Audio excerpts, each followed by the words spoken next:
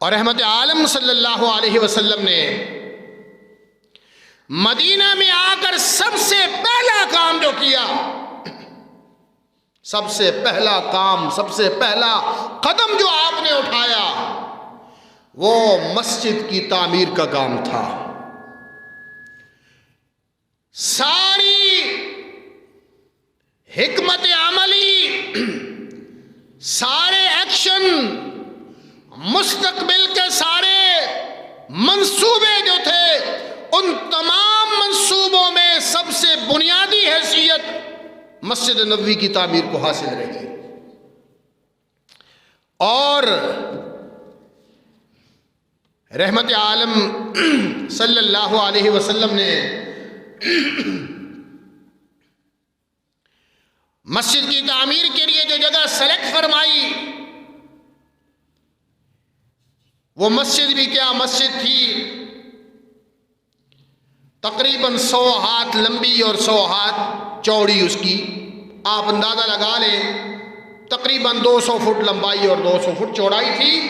اور اس مسجد کی دیواریں کچی گارے کی تھی، اور اس کو ستون جو تھے وہ کھجور کے درخت، وہ کاٹ کر اس کے جو تنے ہوتے ہیں ان کے ذریعے نیچے سے ستون بنائے گئے، اور انہی کھجوروں کی جو چھال ہے وہ اس کی چھت کے اوپر ڈال دی گئی، اور یہ امام الانبیاء صلی اللہ علیہ وسلم کی سجدہ گاہ بن گئی۔ آج تو ہم بڑے خوش قسمت ہیں، خوبصورت مسجدیں ہیں، کمال مسجدیں ہیں، ہاں ہر قسم کی سہولیات ہے، گرد و غبار نہیں ہے، مٹی نہیں ہے، آپ آتے ہیں صاف چٹائیاں ملتی ہے، آپ کو وضو کے لیے آپ کو وضوگاہ ملتی ہے، واش روم ملتے ہیں۔ میں قربان جاؤں کملی والے پر کہ جو آپ کی مسجد تھی جہاں آپ نماز پڑھا کرتے تھے، وہاں جب بارش ہوتی تھی تو حضور کی پیشانی مبارک کیچڑ آلود ہو جاتی تھی، صحابہ کیچڑ میں بھیگ جاتے تھے، بارش میں بھیگ جاتے تھے۔ آپ نا اندازہ لگا سکتے ہیں کہ چھال جو جس چھپر پر چھال ڈالے جائیں وہ بارش کو تو نہیں روک سکتا، دھوپ کو ہی روک سکتا ہے۔ جب بارش زیادہ ہوتی تھی، اور اس مسجد کی تعمیر بھی ایک عالی شان اور تاریخی واقعہ ہے کہ صحابہ اکرام رضوان اللہ تعالی علیہم اجمعین سارے جوک در جوک پورے ولولے اور جذبے کے ساتھ اس مسجد کی تعمیر کے اندر شامل تھے، کیا بچے، کیا بوڑھے، کیا جوان، اللہ اکبر۔ لیکن خود رسول اللہ صلی اللہ علیہ وسلم کا کردار بھی مثالی کردار ہے۔ آمنہ کے لال اور فاطمہ کے بابا خود مسجد نبوی کے لیے بنفس نفیس خود ایک مزدور کی طرح صحابہ کے ساتھ کام کر رہے ہیں، اور زبان پر یہ ترانہ ہے، اللہ اکبر، اللہم لا عیش الا عیش الآخرہ، اللہم لا عیش الا عیش الآخرہ۔ اللہ مزہ تو آخرت کی زندگی کا ہی مزہ ہے، اصل زندگی، اصل عیش تو لا عیش الا الآخرہ، فاغفر الانصار والمہاجرہ۔ اللہ، اے اللہ ان انصار اور مہاجرین کی بخشش فرما دے۔ اللہ کے پاک پیغمبر مسجد نبوی کے لیے گارا لا رہے ہیں، کھجور کے تنے اٹھا کے لا رہے ہیں، اور زبان مبارک پر یہ دعا کے ترانہ جاری ہے، اللہم لا عیش الا عیش الآخرہ۔ رب العالمین، اصل مزہ تو آخرت کی زندگی کا مزہ ہے، اصل موج تو آخرت کی زندگی کی موج ہے، اصل لذت تو آخرت کی زندگی کی لذت ہے۔ فاغفر الانصار والمہاجرہ، اللہ ان انصار اور مہاجرین کی بخشش فرما دے۔ حوصلہ بڑھا رہے ہیں، یہ حوصلہ افزائی کی اپنے کارکنان کی، اپنے صحابہ کی۔ فرمایا ھذا الحمال لا حمال خیبر ھذا ابر ربنا واطہر۔ صحابہ اکرام جواب میں کہتے ہیں لئن قعدنا والنبی یعمل لذاک منا العمل المذلل۔ پھر صحابہ جواب میں کہتے ہیں اگر حضور کام کرے اور ہم بیٹھے رہیں تو اس سے بڑا تو پھر نقصان والا ذلت والا کوئی کام نہیں ہے۔ جب ہمارے محبوب، ہمارے سردار آمنہ کے لال خود مسجد کی تعمیر میں بذات خود بنفس نفیس خود کام کر رہے ہیں اور ہمارے لیے رب کے در پر دامن پھیلا کر دعائیں بھی کر رہے ہیں۔ فاغفر الانصار والمہاجرہ، رب العالمین میرے ان سپاہیوں کو، انصار اور مہاجرین کو بخشش کے پروانے عطا فرما دے۔ تو جواب میں صحابہ کہتے ہیں لئن قعدنا والنبی یعمل، ہم بیٹھے رہے اور حضور کام کرے تو اس سے بڑی پھر ذلت تو کوئی نہیں ہو سکتی۔ کہنے کا مقصد یہ تھا آقا آپ ہمارے سپہ سالار ہیں، جہاں آپ کا پسینہ گرے گا وہاں ہم صحابہ کا خون گرے گا۔ حضور نے مسجد نبوی کی تعمیر فرمائی، کچی مسجد، اور چھت جو تھی وہ بھی بہت کوئی بلند نہیں تھی، لیکن صحابہ اکرام کی جذبوں کو میں سلام پیش کرتا ہوں۔ اور وہ مسجد کیا تھی؟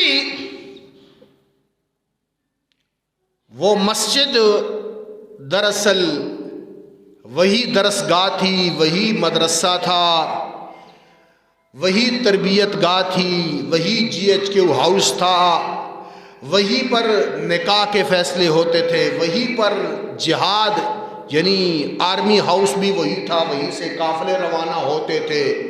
اور اسی مسجد نبوی میں بیٹھ کر محمد الرسول اللہ عدالت لگایا کرتے تھے، گویا سپریم کورٹ بھی وہی تھی اور چیف جسٹس محمد الرسول اللہ صلی اللہ علیہ وسلم اسی مسجد کی چٹائی پہ بیٹھ کے فیصلے کرتے تھے۔ اور جرگہ ہاؤس بھی وہی تھا کہ لوگوں میں لڑائیاں اور جھگڑے ہوتے تو محمد مصطفیٰ اسی مسجد نبوی کی ٹوٹی ہوئی چٹائیوں پہ بیٹھ کے صلح کرا کرتے تھے۔ اور وہ مسجد اسلامی معاشرے کا مرکز تھی، تمام معاشرتی مسائل جو تھے وہ مسجد نبوی کے اندر حل ہوا کرتے تھے۔ اور یہ آج جو مسلمانوں کے زوال کا سبب ہے نا، اس کا ایک بنیادی سبب یہ ہے کہ ہم نے مسجد سے دوری اختیار کر لی ہے، ہوٹلوں پہ معاملات حل کرنے کی کوشش کرتے ہیں، فارم ہاؤس پہ معاملات حل کرنے کی کوشش کرتے ہیں، چوکوں چوراہوں میں معاملات حل کرنے، لہذا لوگ جھوٹ بولتے ہیں، دغا کرتے ہیں۔ اللہ کہتا ہے میرے گھر میں آؤ، اس سے بہتر کوئی در اور گھر نہیں ہے۔ فرش پہ فرمایا کہ اللہ کے رسول نے زمین پر مسجد سے بہتر جگہ اور کوئی نہیں ہے، سب سے بہترین جگہ زمین پر مسجد ہے۔ اور یہ پوری سازش کے تحت مسلمانوں کو مسجد سے دور کیا گیا ہے اور انہیں سمجھ ہی نہیں آئی۔ حالانکہ حضور نے سارا کچھ صحابہ کی تعلیم، تربیت، جہاد، جنگیں، ایون کے مجاہدین وہ آپس میں تیر اندازی کرتے تھے تو حضور دیکھتے تھے، مسجد کے صحن کے اندر تیر اندازی کرتے تھے صحابہ حبشی۔ آج اگر ہماری مسجد میں کوئی اس طرح کا معاملہ کرے تو لوگ کہو بلے مسجد میں یہ کر رہے ہو، ہمیں تو پتہ ہی نہیں مسجد کا مقام حضور نے کیا دیا تھا۔ اور اسی مسجد سے سارے معاملات طے کیے جاتے تھے۔ وہ چھوٹی سی مسجد نبی صلی اللہ علیہ وسلم، اور مسجد کی تعمیر کے ساتھ اب مسجد نماز کے لیے بن گئی۔ نمازی صحابہ اکرام کی تعداد، انصار بھی کافی سارے تھے جو مدینہ کے مقامی مسلمان تھے جو حضور کی آمد سے پہلے اسلام قبول کر چکے تھے، اور ساتھ پھر مہاجرین جو مکہ سے ہجرت کر کے آئے تھے ان کی بڑی تعداد تھی۔ اب مسئلہ یہ غور سے سن لیں یہ بات، یہ اذان کیسے شروع ہوئی ہے، اذان کی ابتدا کیسے ہوئی ہے، اور اذان کا شرعی طریقہ، سنت طریقہ کیا ہے۔ اب جب تعداد زیادہ ہو گئی تو مسئلہ بنا کہ نماز کا وقت ہے، کیونکہ جماعت کے تو اوقات طے تھے، تو نمازی کیسے اکٹھے ہوں گے جی، اطلاع کیسے ہوگی۔ چونکہ رسول اللہ صلی اللہ علیہ وسلم مسجد نبوی کی تعمیر کے ساتھ ہی آپ کے ازواج مطہرات کے لیے 7 حجرے تعمیر کر دیے گئے۔ آج بھی اگر آپ جائیں تو جو پرانا محراب ہے جہاں امام کھڑا ہوتا ہے، ایک نیا ہے جو عثمانیوں نے اب بنایا، ایک عثمانی حکومت نے خلافت والے وہ پیچھے ہے محراب، اور جہاں اب مسلم امام کھڑا ہوتا ہے اور جہاں اذان دی جاتی وہ علیحدہ جگہ ہے۔ ان بیت پہ جو پرانا محراب ہے اس کے ساتھ حجرے تھے رسول اللہ صلی اللہ علیہ وسلم کے ازواج مطہرات کے اس نقشے میں. تو جب نماز کا حکم تو پہلے ہی آ چکا تھا مکہ کے اندر ہی، جب آپ صلی اللہ علیہ وسلم معراج پر گئے تھے اور معراج کا یہ تحفہ لے کر آئے تھے. اذان کے لیے صحابہ اکرام رضوان اللہ تعالی علیہ مجمعین سے حضور نے مشورہ فرمایا کہ بھائی یہ نماز کے لیے کیسے لوگوں کو اکٹھا کیا جائے، آبادی بڑھ گئی ہے، عصر کا وقت ہے، ظہر کا ہے، مغرب ہے، عشاء ہے، فجر، کیسے اکٹھا کیا جائے؟ تو صحابہ میں سے کسی نے کہا جی کہ ناقوس بجایا جائے، جیسے عیسائی بجاتے ہیں، یہودیوں کی طرح کوئی بگل بجا لیا جائے، ہاں جیسے پرانے زمانے میں یہ جب روزے کے لیے لوگ جگانے کے لیے بجاتے تھے. اللہ کے رسول صلی اللہ علیہ وسلم کو یہ تجاویز پسند نہ آئی. کسی نے کہا جی اونچی جگہ پہ آگ جلائی جائے نماز کا وقت، وہ لوگ دیکھ کر آ جائے، یہ مجوسیوں کی نشانی تھی، آگ پرستوں کی. کسی نے کہا جی اونچی پہاڑی پہ کھڑے ہو کے جھنڈا لہرایا جائے اور اس سفید جھنڈے کو دیکھ کر لوگ نماز کا وقت معلوم کر لیں، لیکن رات کے وقت کو بھی جھنڈا کیسے نظر آئے گا؟ چنانچہ کہتے ہیں کہ یہ تجاویز ڈسکس ہو رہی تھی اور رسول اللہ صلی اللہ علیہ وسلم کو کوئی تجویز پسند نہ آئی، اور ہر صحابی یہ دماغ میں یہ بات ذہن میں لے کے گیا کہ کاش میں کوئی مشورہ ایسا دوں کہ جو مشورہ رسول اللہ صلی اللہ علیہ وسلم کو پسند آ جائے اور یہ مسئلہ ہمارا حل ہو جائے. ایک تاریخی لمحہ تھا. چنانچہ اسی فکر کے اندر صحابہ اکرام گھروں کو روانہ ہو گئے اور حضرت عبداللہ بن زید رضی اللہ تعالی عنہ کو، صحابی رسول ہے، انہیں خواب کے اندر ایک شخص ملا، اس کے ہاتھ میں ناقوس تھا، وہ بجانے والا بگل سمجھ لیں آج کی زبان میں. اس نے کہا بھائی یہ بگل بیچو گے؟ اس نے کہا تم کیا کرو گے؟ صحابی رسول سے اس نے پوچھا بگل والے نے. اس نے کہا میں یار اس سے اذان کے لیے لوگوں کو اٹھاؤں گا جگہ جگہ. انہوں نے کہا تو میں اس سے بہتر چیز نہ بتا دوں؟ اس نے کہا یہ کیا ہے؟ کہا کہ تم کہو اللہ اکبر اللہ اکبر اللہ اکبر اللہ اکبر اشہد. یہ اذان کا پورا طریقہ لا الہ الا اللہ تک خواب میں فرشتے نے ان کو سنا دیا. صبح ہوئی تو دوڑے دوڑے رحمت عالم صلی اللہ علیہ وسلم کی خدمت میں حاضر ہوئے. یا رسول اللہ مجھے رات کو یہ خواب آئی ہے اور یہ الفاظ کہے گئے. آپ نے فرمایا بہت خوب، یہ الفاظ بلال کو سمجھا دو اور بلال کو تم بولتے جاؤ اور بلال کہتا چلا جائے. یوں مسلمانوں کے اندر اذان کا آغاز ہو گیا اور پہلے مؤذن حضرت بلال رضی اللہ تعالیٰ قرار پائے. اور اذان کا آغاز اللہ اکبر سے ہے، اللہ اکبر سے، اس سے پہلے کچھ نہیں ہے. اس میں بھی حکمت ہے کہ بادشاہ کی بات سے پہلے کسی اور کی بات نہ ہو. سب سے بڑی ذات اللہ کی ہے، سب سے پہلا نام اسی کا آئے، اور جب اللہ اکبر ہو سب الرٹ ہو جائیں کہ بادشاہ کی طرف سے کوئی پیغام اور بلاوا آنے والا ہے. اور اذان کا اختتام لا الہ الا اللہ پر ہے.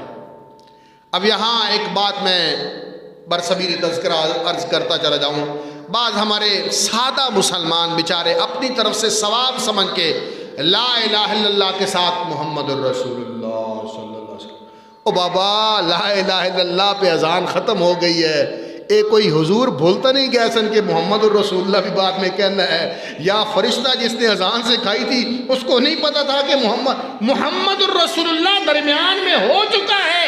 اشہد ان لا الہ الا اللہ و اشہد ان محمد الرسول اللہ. آخر میں اذان کا اختتام یہ ہے کہ لا الہ الا اللہ، اللہ اکبر سے آغاز ہوا، اللہ سب سے بڑا ہے، اور لا الہ پر اختتام ہوا کہ خدا کے علاوہ کوئی معبود نہیں ہے. بس اذان یہاں پہ ختم ہو گئی ہے.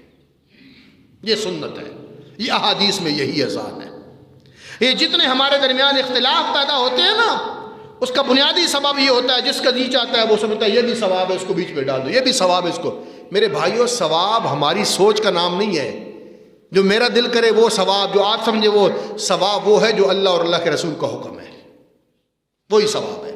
اس سے آگے بھی نہیں جانا، اس سے پیچھے بھی نہیں جانا، نہ گھٹانا ہے نہ بڑھانا ہے. تو مدینے میں آ کر مسجد کی تعمیر کے بعد سب سے پہلا کام کیا ہوا؟ اللہ کے رسول نے مسجد بنائی. مسجد کے بعد پھر اذان کا عمل. اور اذان کیسے شروع ہوئی کہ حضرت عبداللہ بن زید رضی اللہ تعالیٰ کو خواب میں فرشتے نے آ کر یہ اذان سکھائی. اور کچھ دنوں کے بعد پھر حضرت عمر فاروق رضی اللہ عنہ نے کہا یا رسول اللہ مینوں بھی یہی خواب آیا سی. فرمایا تم نے بتایا کیوں نہیں ہے؟